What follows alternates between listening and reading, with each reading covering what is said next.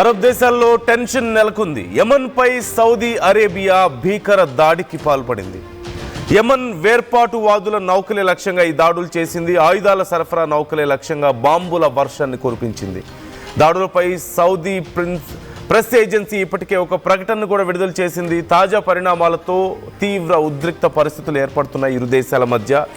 ఇప్పటికే దుబాయ్ కూడా దీనికి సంబంధించి స్పందించింది. సౌదీ అరేబియా సంయమనం పాటించాలంటూ రిక్వెస్ట్ చేసింది.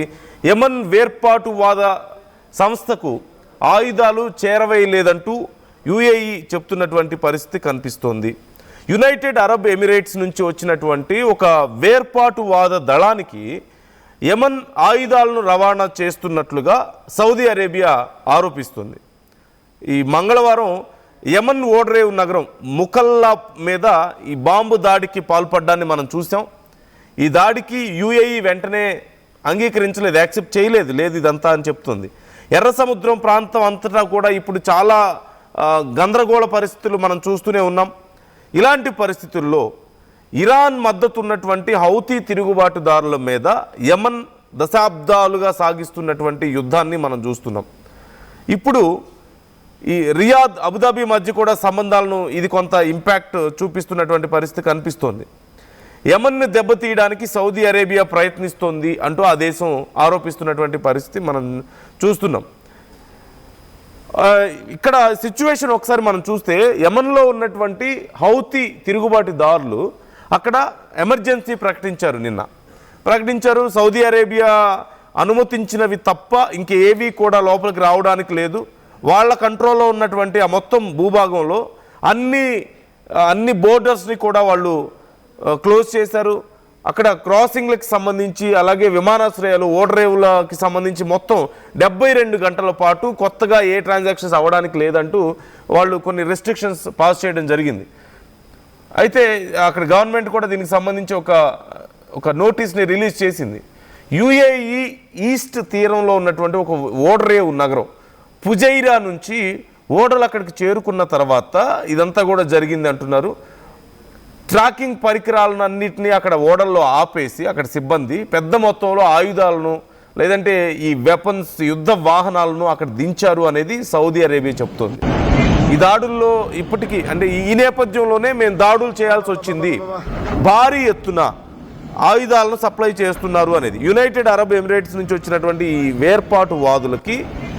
వేర్పాటు దళాలకి ఆయుధాలను రవాణా చేస్తున్నారని, ఆ ఆయుధాలకు సంబంధించినటువంటి కంటైనర్స్ మీద మేము అటాక్స్ చేసాం, ఆ షిప్పుల మీద మేము అటాక్స్ చేసాం అని చెప్పి సౌదీ అరేబియా చెప్తుంది. కాకపోతే ఇదంతా కూడా లేదు, ఇదంతా జస్ట్ డ్రామా జరుగుతోంది, ఇక్కడంతా మాకు సంబంధం లేదు అని చెప్పేసి ఇంకో పక్క యమన్ చెప్తుంది. హౌతీల విషయంలో జరుగుతున్నటువంటి ఈ గందరగోళం ఇవన్నీ మనం చూస్తూనే ఉన్నాం. మొత్తం మీద ఒక తీవ్ర గందరగోళ పరిస్థితి, ఒక కాన్ఫ్లిక్ట్ సిచ్యువేషన్ మనకు కనిపిస్తుంది. దేశాల మధ్యలో పరిస్థితులు మరింత ఉద్రిక్తంగా మారే అవకాశాలు కనిపిస్తున్నాయి. ఇప్పటికే సౌదీ దేశాలన్నీ కూడా ఈ విషయంలో చాలా సీరియస్గా అబ్జర్వ్ చేస్తున్నాయి. తొందరపడొద్దు, ఉద్రిక్తతలకు దిగొద్దు అని సజెస్ట్ చేస్తున్నటువంటి పరిస్థితి కనిపిస్తుంది. You can see those visuals. అక్కడ అటాక్స్ జరిగిన తర్వాత ఉన్నటువంటి సిచ్యువేషన్ని నేను మీకు చూపిస్తున్నాను. పెద్ద ఎత్తున ఒక్కసారిగా ఈ అటాక్స్ జరిగిన నేపథ్యంలో ఆ ప్రాంతం అంతా కూడా తీవ్ర గందరగోళం నెలకొంది. కాకపోతే ఎవరైనా ఈ దాడుల్లో ప్రాణాలు కోల్పోయారా లేదా అనేది ఇప్పటి వరకు అఫీషియల్గా కౌంట్ బయటికి రాలేదు. బట్ ఖచ్చితంగా ప్రాణాలు కోల్పోయి ఉంటారు అంటూ ఏమన్నా చెప్తున్నటువంటి పరిస్థితి కనిపిస్తుంది. ఓ పక్క ఈ ఆయుధాలకి సంబంధించినటువంటి ఇల్లీగల్గా ఇంపోర్ట్ చేసినటువంటి ఆయుధాలకు సంబంధించిన ఓడల మీద మేము దాడులు చేసామని చెప్తున్నప్పటికీ, మరోపక్క లేదు ఇవి కావాలని కుట్రపూరితంగా చేసినవే, మమ్మల్ని దెబ్బతీయాలని ప్రయత్నిస్తోంది అని చెప్పేసి ఇరు దేశాలు ఒకరి మీద ఒకరు విమర్శలు చేసుకుంటున్నటువంటి సిచ్యువేషన్ మనం చూస్తున్నాం. మరొకసారి ఉద్రిక్త పరిస్థితులు కనిపిస్తున్నాయి. యమన్ ఈ విషయంలో చాలా అగ్రెసివ్గా ఉంది, చాలా సీరియస్గా రియాక్ట్ అయ్యే అవకాశాలు కనిపిస్తున్నాయి. ఖచ్చితంగా ఈ విషయంలో మేము బలమైన సమాధానం చెప్పి తీరుతామంటూ చెప్తున్నటువంటి పరిస్థితి కనిపిస్తుంది. సో మరొకసారి అరబ్ దేశాల మధ్య ఉద్రిక్త పరిస్థితులు నెలకొనే అవకాశం ఉంది. ఈ మధ్యనే కొంచెం పరిస్థితులు నార్మల్ అవుతున్నాయి.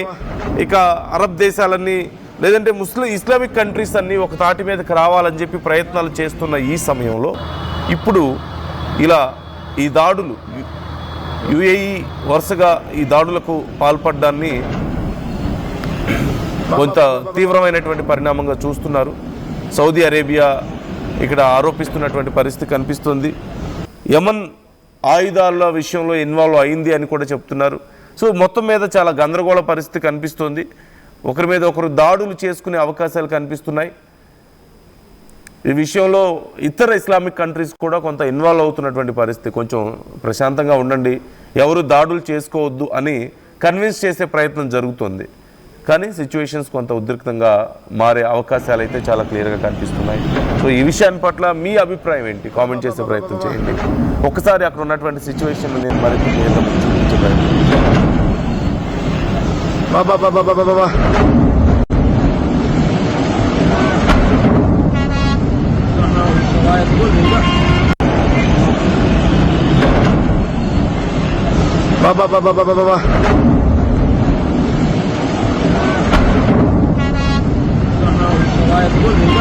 చరిత్ర సృష్టించినోడు